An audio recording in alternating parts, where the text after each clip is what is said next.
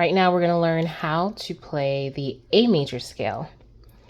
Previously, we learned how to play the D major.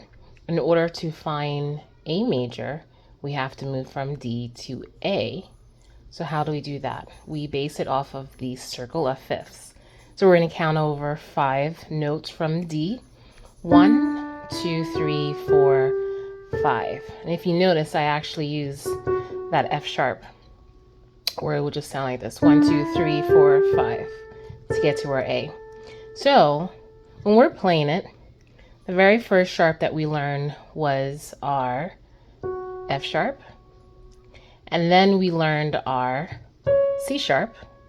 Now we're going to learn the G sharp, and that's going to be with our A major.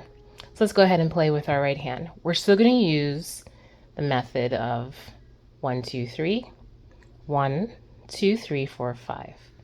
1, 2, 3, 1, 2, 3, 4, 5. Coming back down.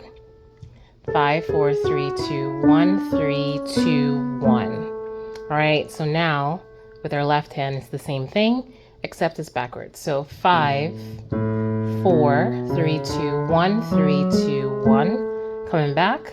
1, 2, 3, 1, 2, 3, 4, 5. Let's bring our hands together. When we bring in our hands together, it's really difficult to use the numbers. So what I like to do is just do the notes itself.